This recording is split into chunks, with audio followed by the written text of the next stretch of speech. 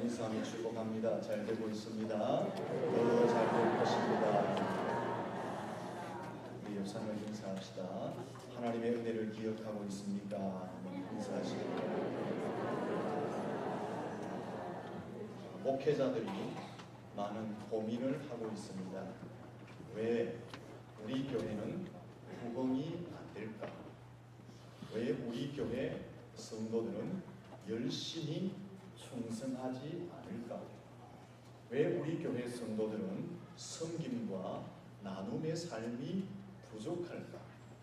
왜 우리 교회 성도들은 교인으로서 책임과 의무를 성실히 감당하지 못할까 하는 고민을 목회자들이 하고 있습니다. 왜 그럴까요? 이유는 여러 가지가 있겠지만 가장 근본적인 이유는 은혜가 안 되기 때문에 그렇습니다. 교회 생활을 통해서 은혜를 받지 못하니까, 신앙생활 속에 은혜가 안 되니까 부흥도 안 되고 교인으로서의 충성을 하지 않게 되는 것입니다. 은혜가 되면 부흥이 되는 것은 시간 문제인 것입니다. 성도들이 은혜를 받으면 자발적으로 헌신하고 충성하고 성도의 책임과 의무를 다하게 되는 것입니다. 이 본문을 기록한 바울은 생명을 걸고 하나님께 충성을 하였습니다. 바울은 민족 전도와 특히 이방 선교를 위해서 자신의 전 인생을 바쳤습니다. 복음과 십자가를 위해서 순교까지 한 사람이 바울이었습니다. 바울이 예수와 십자가를 위해서 전 인생을 바치고 순교까지 하게 된 이유는 하나님께서 주신 은혜를 깨달았기 때문에 그렇습니다. 하나님께서 자신에게 베푸신 은혜가 무엇인지를 깨달았기에 바울은 복음을 위해서, 십자가를 위해서, 하나님을 위해서 전 인생을 바치고 순교의 자리에까지 이르게 된 것입니다. 바울이 깨달은 은혜가 무엇일까요? 6절 말씀해 보면 바울이 깨달은 것은 천국의 상속자가 되는 것, 예수 그리스도의 지체가 되는 것, 하나님의 나라의 약속에 참여하는 것, 즉 하나님의 나라에 들어가는 것, 그 은혜를 바울이 깨닫게 되었던 것입니다. 사랑하는 성도 여러분, 우리에게 있어서 가장 큰 은혜, 가장 큰 복이 무엇일까요? 재물을 가지는 것, 건강을 가지는 것, 자녀의 삶이 형통케 되는 것, 우리의 가정이 행복하게 만들어져 가는 것, 우리의 삶이 윤택해지고 지위와 명예를 얻는 것, 육신적인 필요의 모든 것을 공급받고 채움받는 것, 이런 것들도 소중하고 귀한 것들입니다. 하지만 이것보다 더 큰 은혜는, 더 귀한 복은 인생들이 안고 있는 가장 근본적인 문제를 해결함 받는 것입니다. 가장 인생의 근본적인 문제는 죄의 문제입니다. 죽음의 문제입니다. 영생의 문제입니다. 가장 큰 은혜가 무엇이냐? 죄의 용서를 받고 천국의 상속자가 되고 예수 그리스도의 지체가 되고 하나님의 나라의 약속에 참여하는 자가 되는 것, 이것이 가장 큰 은혜인 것입니다. 하나님께서 우리에게 이 은혜를 주시기 위해서 독생자 예수 그리스도를 이 땅에 사람의 몸으로 보내셨고 사람들의 죄를 대신 담당한 속죄 제물로 십자가에서 죽게 하셨습니다. 그 하나님의 사랑이 있었기 때문에 우리가 하나님의 나라를 상속받게 되었고 예수 그리스도의 지체가 되며 하나님의 약속에 참여한 자가 된 줄로 믿습니다.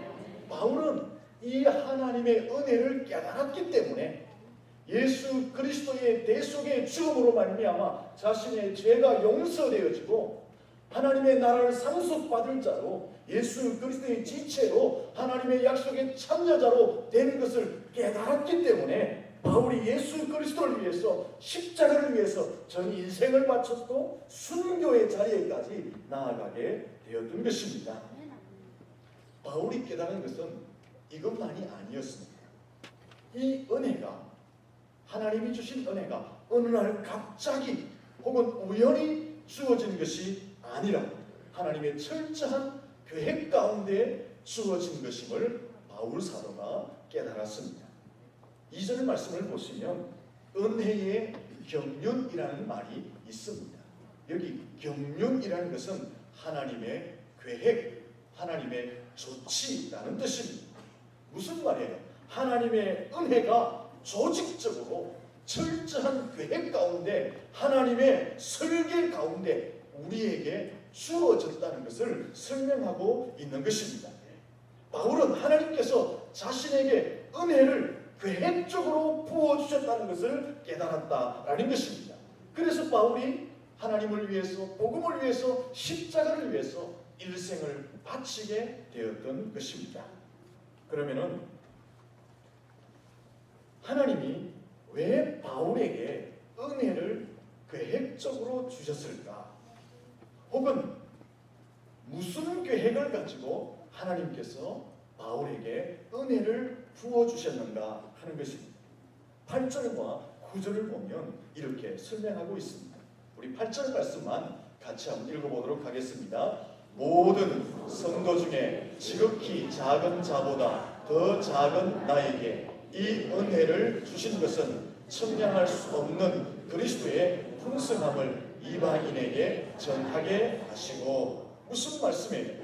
하나님께서 왜 바울 자신에게 철저한 계획을 가지고 은혜를 부어주셨느냐? 이방인에게 복음을 전하도록 하기 위해서 하나님은 친밀한 계획을 가지고 자신에게 은혜를 주셨다라고 바울 사도가 고백하고 있는 것입니다.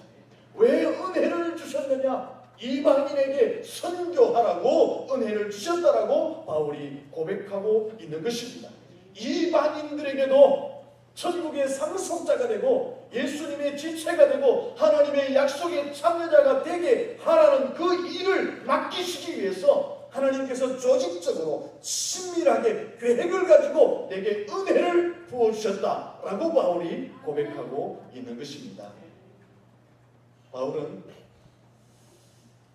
이 하나님의 명령 앞에 어떻게 반응하고 있습니까?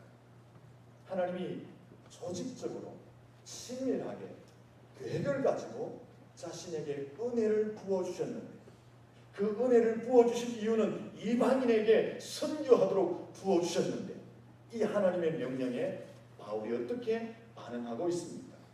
거부하거나 핑계하거나 불평하거나 도망가거나 원망하지 않습니다. 사도행전 20장 24절에 있는 것처럼 복음 전파를 위해서 자신의 생명을 조금도 아끼지 않고 끝까지 충성하며 바울은 달려갔습니다. 원래 바울은 어떤 사람이었죠? 원래 바울이 세상적으로 있을 때에 어떤 사람이었습니까?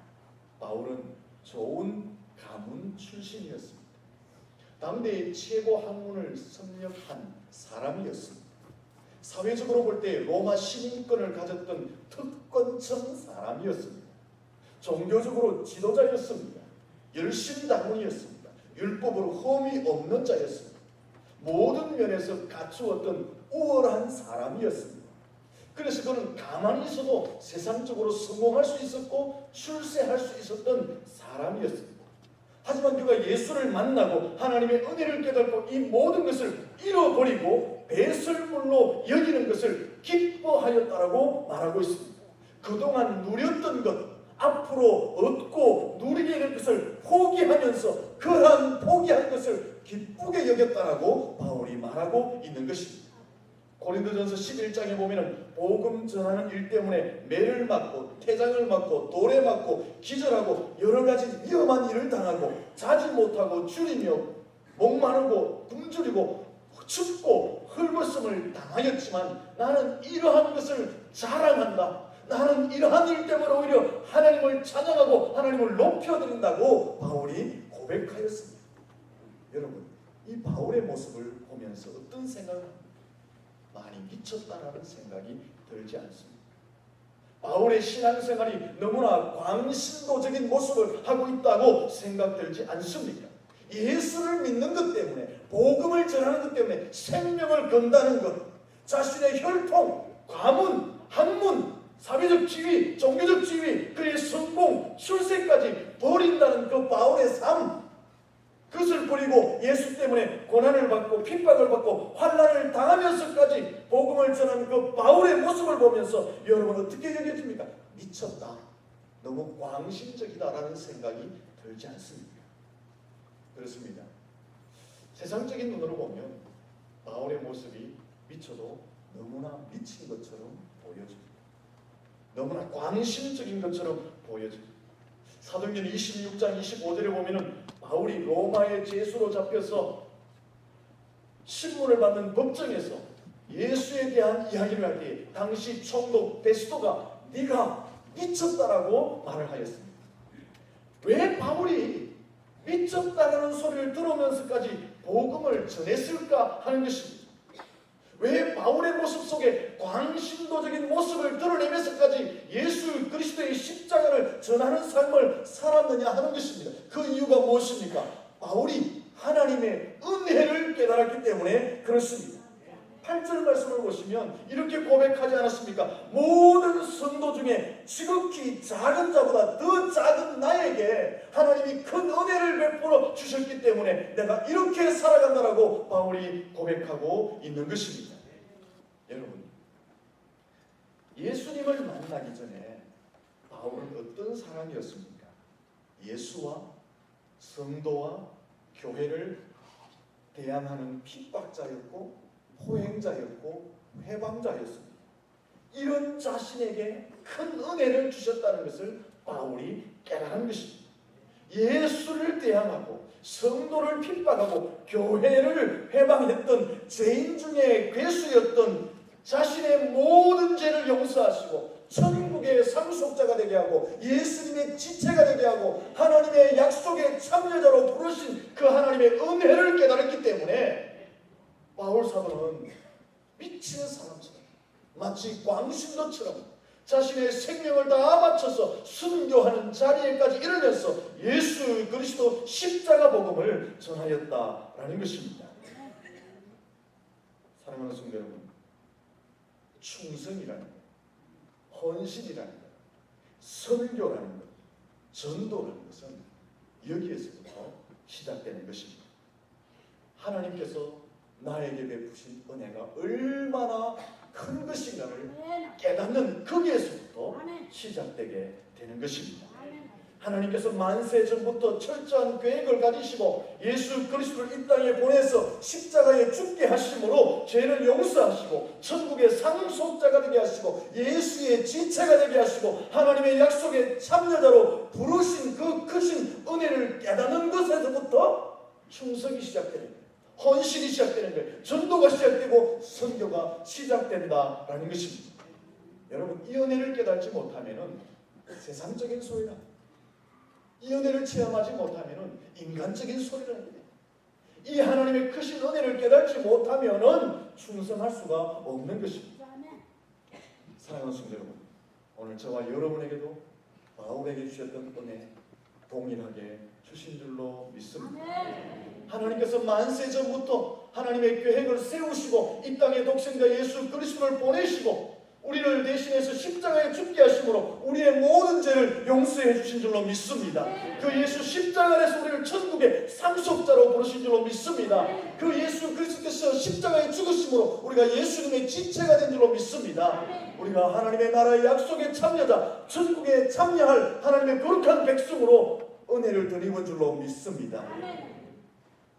이 은혜를 깨달을 때 우리가 충성하고 선교하는 자리에 나아갈 수 있게 되는 것입니다.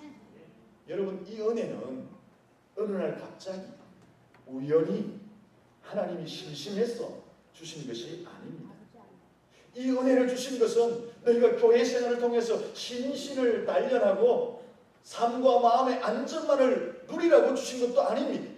하나님께서 우리에게 이 은혜를 주신 것은 너 혼자만 구원받고 너 혼자만 천국 가라고 주신 것도 아닙니다. 하나님께서 우리에게 이 은혜를 주신 것은 바울에게 목적을 가지고 은혜를 주신 것처럼 우리에게 동일한 목적을 주시고 은혜를 주신 줄로 믿습니다. 복음을 전하라고, 선교하라고 그 목적을 가지고 하나님께서 우리를 은혜의 자리로 부르신 줄로 믿습니다. 사랑하는 성도 여러분, 하나님께서 예수님 안에서 우리의 죄를 용서하시고 우리를 천국의 상속자로 불러주시고 예수님의 지체가 되게 하신 것, 하나님의 약속의 참여자로 부르신 것은 분명한 목적이 있습니다. 그 목적이 무엇입니까? 복음을 전하며 선교하라고 우리를 부르시고 은혜 베푸신 줄로 믿습니다. 이 은혜 주심, 이 부르심 앞에 아멘, 아멘 할 수 있기를 축원합니다. 우리 한번 옆 사람이 인사합시다. 하나님의 은혜의 부름 앞에 아멘 하며 나아갑시다.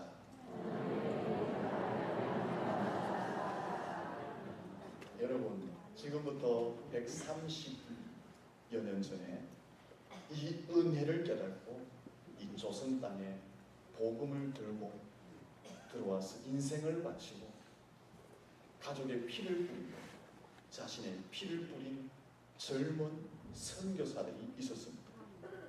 1885년 4월 5일 부활주일 아침에 인천이죠. 당시는 제물포항에 언더우드와 아펜젤러가 복음을 들고 들어왔습니다. 그는 자신의 인생의 모든 것을 포기한 채 조선 땅에 복음을 전하기 위해서 들어왔습니다. 그 이듬해 1886년 8월 27일에 대동강 포구에 제너럴 서문호를 타고 한 배가 들어왔습니다. 그 배가 9월 2일에 자초가 됩니다. 자초가 되자 조선의 군인들이 배를 공격하고 배에 타고 있던 서양 사람들을 죽입니다. 조선 군인들이 배에 올라와서 사람들을 죽일 때에 사람들이 도망을 갑니다.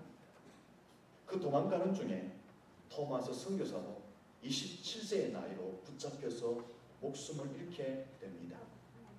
그때 토마스 선교사를 죽인 박충근이라는 사람이 이후에 이런 말을 했습니다.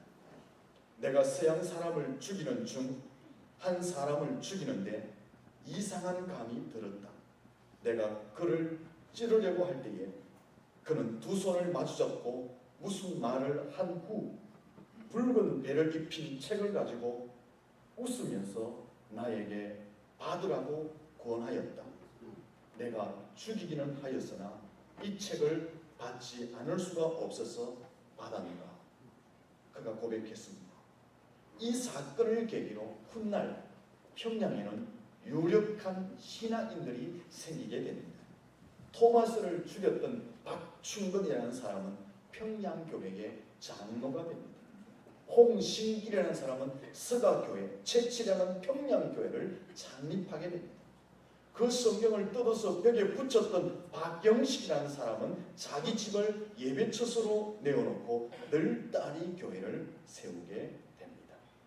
여러분, 이 외에 선교사들도 한국 땅에 많이 들어왔습니다. 그래서 이 땅에 일생을 바치고 그들의 피를 뿌렸습니다. 양화진이라는 곳에 가면 외국인 선교사 묘역이 있습니다.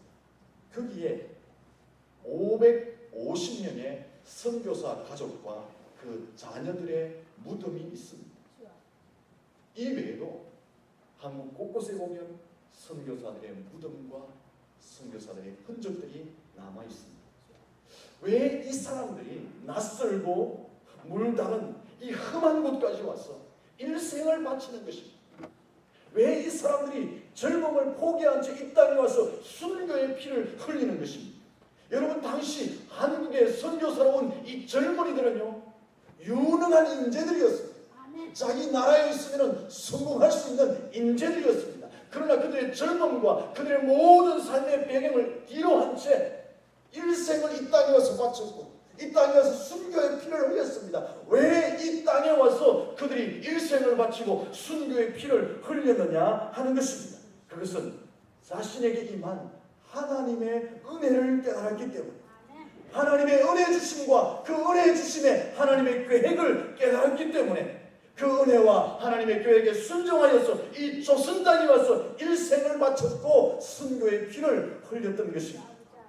그들의 헌신과 그들의 피 위에 한국교회가 세워졌습니다. 그들의 헌신과 그들의 피 위에 저와 여러분이 오늘 여기 서 있는 줄로 믿습니다. 이런 의미에서 저와 여러분은 물론이고 한국교회와 성도들은 너무나 큰 은혜를 받았습니다. 그 은혜의 빛을 졌습니다. 우리가 받은 은혜가 무엇입니까? 첫째는 하나님께서 만세전부터 계획하시고 예수 그리스도를 이 땅에 보내셔서 십자가에 죽게 하심으로 죄 용서하여 주시고 천국의 상속자가 되게 하시고 예수님의 지체가 되게 하시고 하나님의 약속의 참여자로 불러주신 그 은혜이고, 그 은혜를 우리에게 이 한국에 전하여 주기 위해 목숨 걸고 이 땅에 온 선교사들의 헌신과 피의 은혜가 우리에게 있는 줄로 믿습니다. 이 은혜를 안다면, 이 은혜의 빛을 줬다면 우리도 은혜를 나누고 은혜를 갚는 삶을 살아야 합니다. 어떻게 하면 이 은혜를 나누고 갚을 수가 있을까요? 먼저는 가까운 곳에 내 가족, 이 청도 땅, 한국의 복음을 전하는 것입니다. 그리고 멀리 해외에 선교하는 것이 은혜를 갚는 것입니다. 해외 선교를 어떻게 하면 할 수 있습니까? 해외 선교를 위해서 기도하며 물질로 헌신할 수 있고 교회를 세워줌으로 선교에 동참할 수가 있습니다. 저희 교회는 작년 교회 설립 50주년을 기점으로 해서 해외의 열악한 곳에 교회를 세워주는 사역을 하고 있습니다. 작년에는 필리핀에 교회를 세웠습니다. 올해는 중국 곤명에 교회를 세워주고자 이미 탐방도 하였습니다. 교회를 세워주자, 교회를 건축하자 하니까 아마 마음에 부담들을 가질 수도 있을 것입니다. 내가 많은 헌금을 해야 하지 않을까라는 부담을 가질 수 있습니다. 그렇습니다. 한 사람, 한 개인이 교회를 세운다면 부담되는 일입니다. 하지만 온 성도가 함께 동참한다면 서로의 짐을 나누어 줄 수 있고 이 일을 충분히 감당해 갈 수가 있는 것입니다. 예수님 앞에 어린 나이에 도시락이 놓여졌을 때에 작고 보잘것이 없었지만 그것이 예수님의 손에 들려주고 축사되어졌을 때에 장정만 5,000명을 먹이는 놀라운 역사가 일어났습니다. 우리 온 성도가 동참하면 선교 현장에 하나님의 역사가 일어나게 될 줄로 믿습니다. 결론을 내려보겠습니다. 우리가 받은 은혜가 있습니다. 그 은혜가 무엇입니까? 하나님 안에서 예수 그리스도를 통해서 죄 사함을 받은 은혜. 그 은혜가 무엇입니까? 우리가 천국의 상속자가 된 은혜. 우리가 예수 그리스도의 지체가 된 은혜. 우리가 천국의 약속의 참여자가 된 은혜. 그것이 우리의 은혜입니다. 그 은혜를 전해주기 위해서 젊음을 버리고 일생을 헌신한 선교사들의 희생과 그 피뿌림의 은혜가 우리에게 있는 것입니다. 이 은혜를 이제 갚아야 됩니다. 어떻게 하면 갚을 수 있습니까? 내 가까운 곳에 복음을 전하는 것입니다. 그리고 멀리 해외에 복음을 전하는 것입니다. 어떻게 하면 동참할 수 있습니까? 기도하며 물질로 함께 동참하는 것입니다. 우리 혼자 할 수 없습니다. 온 성도들이 함께 힘을 모은다면 얼마든지 넉넉히 감당할 수 있고 그것이 오병 이후의 기적을 낳게 할 줄로 믿습니다. 사랑하는 성도 여러분, 선교 현장에 동참해 주시고 그 선교를 통해서 하나님을 기쁘시게 하고 많은 영혼을 구원하고 그 선교를 통해서 여러분이 하나님 앞에 복을 받을 수 있기를 예수님 이름으로 축원합니다. 기도하겠습니다. 살아계신 하나님, 하나님께서 우리에게 주신 은혜가 얼마나 큰지 날마다 헤아려 볼 수 있게 하여 주시옵소서. 그 은혜에 감격하며 감사하며 살게 하시고 그 은혜로 인하여서 하나님께 충성하며 하나님의 뜻을 이루는 삶을 살게 해 주시옵소서. 하나님이 가장 기뻐하시는 것은 복음을 전하여 생명을 구원하는 것입니다. 하나님이 주신 은혜를 기억하며 전도하며 선교하는 일에 성도들과 교회가 열심을 내게 하여 주시옵소서. 예수님 이름으로 기도드립니다. 아멘.